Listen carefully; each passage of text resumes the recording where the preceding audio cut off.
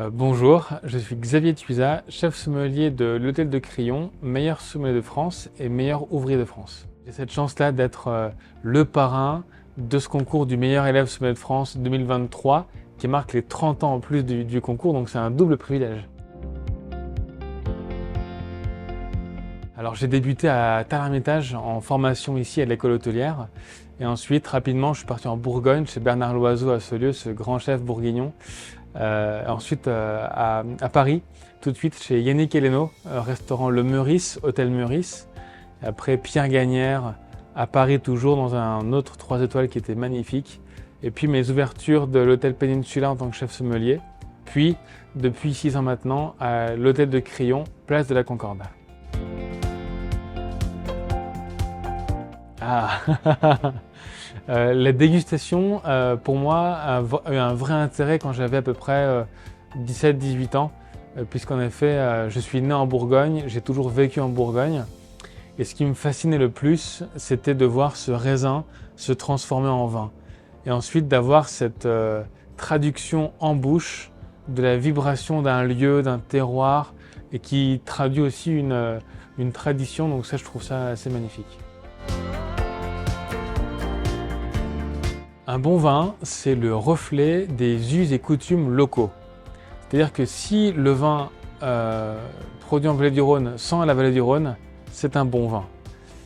Si ce vin est produit en Méditerranée et qu'il a l'âme méditerranéenne dans l'aromatique, c'est un bon vin. Il doit être le reflet de son lieu de production. C'est ça un bon vin.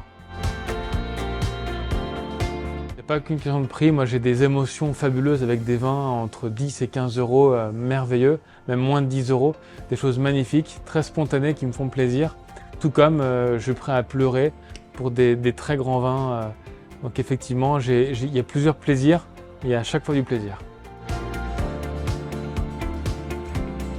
L'avenir nous réserve un climat de plus en plus chaud, ça on doit l'intégrer évidemment, et dans notre culture de raisin, c'est d'aller chercher tous les cépages à basse teneur alcool, dont le roi d'entre eux, le cépage Cinsault, auquel je crois énormément. Ça avait été pour moi un concours donc en 2006 assez incroyable puisque c'était mon premier et j'ai fait deuxième et je me rappelle moi de la finale qui était en public, il y avait 200 personnes, beaucoup de monde, beaucoup de journalistes, des gens du vin, c'était assez intimidant. Et j'étais terrorisé, j'étais vraiment très stressé. Mais pourtant, en descendant de scène, j'étais tellement content que ce soit bien passé et je me suis fait plaisir surtout. J'ai donné du plaisir aux gens et je me suis fait plaisir. Donc un souvenir mémorable. Je leur ai dit que c'est le concours, c'est le seul moyen pour progresser, pour se mettre un objectif, pour aller travailler en plus sur nos recherches, aller devenir de plus en plus aller dans l'excellence, je dirais.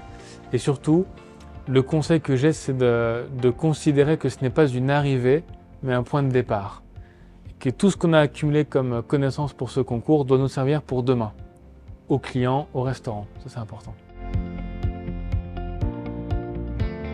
Je pense que tout le monde doit goûter une fois dans sa vie le Clos Sainte-Une en Alsace, qui est un Riesling, qui est mon vin coup de cœur de ma carrière. C'est un vin qui a c'est comme un don du ciel. C'est un Riesling d'une grande pureté, de grande précision et qui avec le temps, eh bien, le temps lui façonne un nouveau visage année après année. Et c'est pour moi un des rares vins où j'ai effectivement les bras m'en tombent et je n'ai pas de commentaires à faire tellement je suis subjugué par la beauté de ce vin, le Clos Sainte-Une. Voilà le vin à goûter une fois dans sa vie. Sucré bien sûr. La mer. Fruits de mer. La raclette bien sûr. Foot. Rock comme Johnny. Blockbuster. Alcool évidemment. Été. Et choisir c'est dur.